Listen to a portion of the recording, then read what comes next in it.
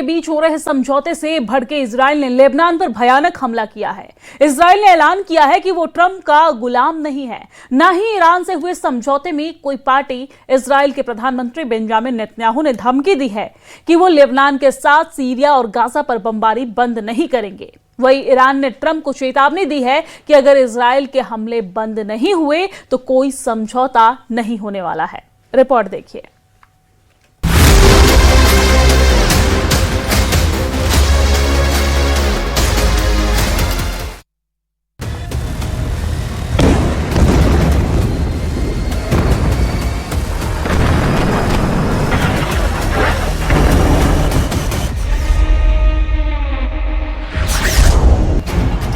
Lebanon में Israel के धमाकों ने नेतन्याहू के इरादे साफ कर दिए हैं।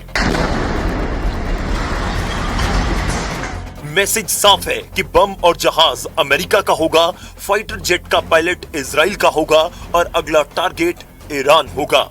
क्योंकि ट्रंप की ईरान से डील को नेतन्याहू किसी भी कीमत पर फाइनल स्टेज तक नहीं पहुंचने देंगे।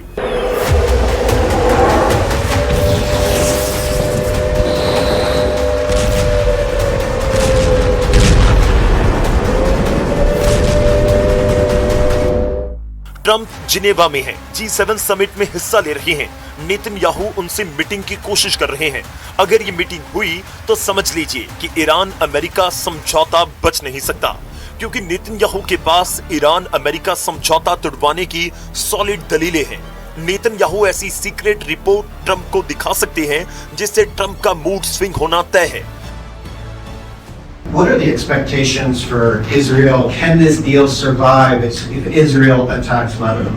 It can, and I consider that the minor war. Iran's a big one, but we have that a little pinprick out there that constantly rears its head, and that's Hezbollah. वैसे भी Iran से deal एक तरफा deal कर Trump अपनों का गुस्सा झेल रहे हैं, क्योंकि जिन वजहों से युद्ध भड़का, जिन वजहों से अमेरिका ने सारे जंगी हथियार खाड़ी में उतार दिए, उनका कोई इलाज इस समझौते से नहीं हुआ। ईरान अमेरिका समझौते में एटम बम पर बात नहीं हुई है। ईरान का मिसाइल प्रोग्राम समझौते में शामिल नहीं है। ईरान के लड़ाका ग्रुप का मुद्दा समझौते में शामिल नहीं है। इजराइल के किसी रुख को समझौते में शामिल नहीं किया गया है।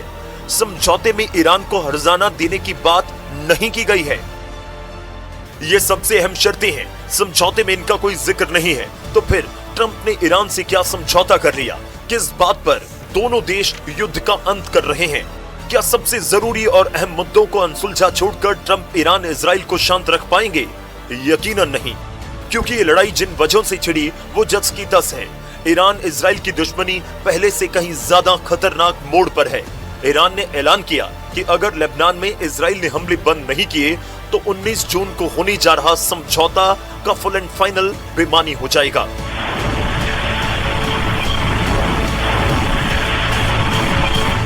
فکر میکنم بعدها بیشتر روشن خواهد شد که اقدام تروریستی رژیم صهیونیستی علیه لبنان در بعد از ظهر دیروز تبدیل شد به فرصتی برای تأمین حداکثری منافع ملی ایران و جبهه مقاومت و لبنان.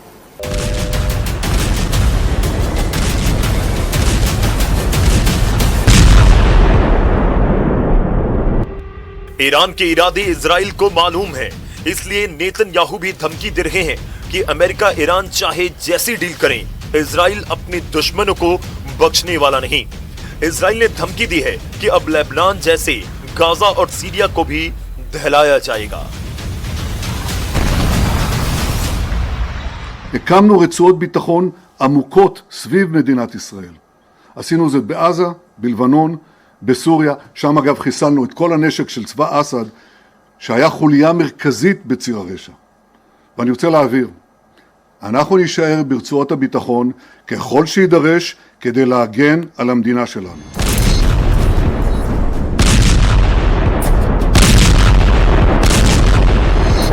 अब बमों से ज्यादा बयान असर कर रहे हैं। इजराइल आग उगल रहा है, जंग के मैदान में दुश्मनों को मार रहा है, इंटरनेशनल स्टेज से ट्रंप को सतर्क कर रहा है और ईरान से डील में धोखा मिलेगा, ईरान भरोसे के लायक नहीं, ट्रंप हैं कि समझौते के लिए ईरान की सारी शर्तें मानते जा रहे हैं।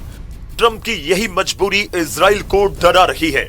नेतन्याहू अभी कोशिश में लगे हैं कि 19 जून से पहले ट्रंप अपने रुख से पलट जाएं। नेतन्याहू ने देशवासियों के नाम पैगाम में भी कहा कि युद्ध अभी खत्म नहीं हुआ है। מדינת ישראל מהשמדה. אבל אני אומר לכם, אזרחי ישראל, המאבק לא תם ונשלם.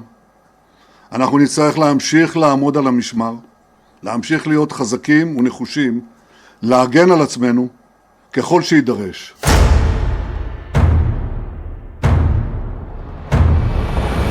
इजराइल को डाउट है कि ट्रंप से समझौता कर रही ईरानी लीडरशिप पर यकीन नहीं किया जा सकता।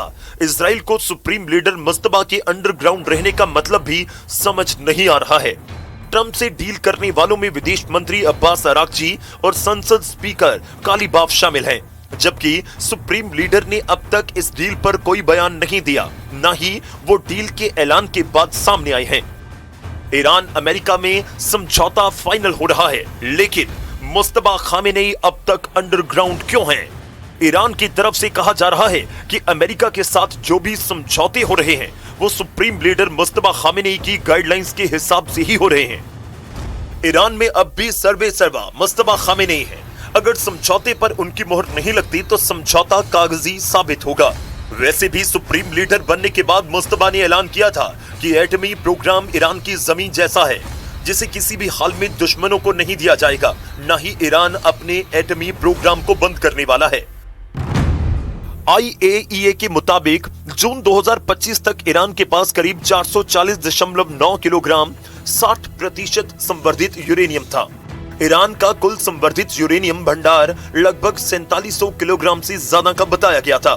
60% संवर्धन यूरेनियम से एटम बम बनाया जाता है।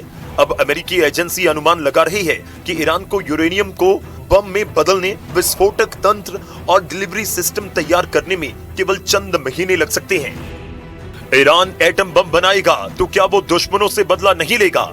ईरान की लीडरशिप ने धमकी दे रखी है कि समझौता हो या नहीं, ईरान अमेरिका को कभी माफ नहीं करने वाला। ईरान को अपने सुप्रीम लीडर अली खामेनी की शहादत का हिसाब लेना है। ईरान को युद्ध में मारे गए 55 से ज्यादा कमांडर और लीडर की मौत का बदला लेना है। عدم اجرای توافقات رو داریم، سابقه پاره کردن توافقات رو داریم. همه اینها در ذهن ما وجود داره. ما برنامه مذاکرات رو و اجرای تفاهمی که به دست آمده رو بر اساس بی‌اعتمادی میگذاریم، بر اساس بدعهدی‌های گذشته و تجربیاتی که داریم میگذاریم. در این حال سعی میکنیم که هر چقدر میتونیم برای کشور पश्चिमी मीडिया के मुताबिक ईरान पीस डील को लेकर ट्रंप की अपनी ही रिपब्लिकन पार्टी के नेता आग बबूला हो गए हैं। ट्रंप के सबसे वफादार सेनेटर लिंडसे ग्राहम ने भी चेतावनी दे दी है। उन्होंने कहा कि इस डील पर संसद में वोटिंग होनी ही चाहिए। इतना ही नहीं, ट्रंप के सबसे बड़े पैरोकार और फॉक्स न्यूज के स्टार एंकर मार्क लेविन तो लाइव शो में अपना आपा ही खो बैठे। मार्क लेविन ने सीधे ट्रंप प्रशासन को चुनौती देते हुए कहा कि आखिर इस डील में ऐसा क्या काला है जिसे छिपाया जा रहा है। The agreement says they are not getting a single dime of American money. That's just not what this is. What the agreement does say, Sean, is again, if the Iranians behave, and if there are sanctions relief, and if the Iranians are integrated into the world economy, we would invite other countries, not us, but other countries to invest in their country. Trump के पूर्व विदेश मंत्री Mike Pompeo भी Iran deal में खतरा ही खतरा दिखा रहे हैं। तो उधर अमेरिका की प्रमुख मैगजीन नेशनल रिव्यू ने भी ट्रंप पर निशाना साधा और तीखा हमला बोला। मैगजीन ने साफ लिखा कि ट्रंप ईरान को यूरेनियम संवर्धन की छूट दे रहे हैं और मिसाइल प्रोग्राम पर भी चुप हैं। ये हूबहू ओबामा की वही नाकाम डील है जिसे ट्रंप ने अपने पहले कार्यकाल में फाड़ फेंका था। Obama took a shot and said, I don't think this deal is any better than the deal we had before. The JCPOA was dramatically different than what you were describing here tonight. Report के मुताबिक Trump इस युद्ध से किसी भी तरह से बाहर निकलना चाहते हैं और इसके लिए उपराष्ट्रपति जेडी वेंस पर्दे के पीछे से पूरी डील फिक्स कर रहे हैं। लेकिन ट्रंप के अपने ही सिपहसालार इसे अमेरिका की सबसे बड़ी जिल्लत मान रहे हैं। मतलब सारे समीकरण ईरान अमेरिका समझौते के खिलाफ हैं। यहां तक कि CIA के डायरेक्टर ने ईरान को लेकर ऐसे दावे कर दिए जिससे इस डील पर सवाल खड़े हो गए हैं। CIA निदेशक ने ट्रंप को वार्निंग देते हुए कहा कि ईरान परमाणु रियायतें देने के मूड में नहीं है। ईरान पीठ पीछे धोखा दे रहा है। ईरान युद्ध रोकने बैन से बचने के लिए समय काट रहा है। ईरान शर्तों पर अड़ा रहेगा, अमेरिकी शर्तों को नहीं मानेगा। पीस डील को लेकर ट्रंप टीम में बगावत है। ईरान को भी ट्रंप का कोई भरोसा नहीं। ट्रंप पल पल रंग बदलते हैं। वो कभी ईरान को बर्बाद कर डालने की धमकी देते हैं तो अगले ही बयान में ईरान के सुप्रीम लीडर को महान बताने लगते हैं। उनके स्टैंड बदलने में ज्यादा वक्त नहीं लगता। अभी तो फाइनल समझौता होने में कई दिन बचे हैं। मुमकिन है नेतन्याहू फिर से ट्रंप को ईरान से युद्ध के लिए मना लेंगे।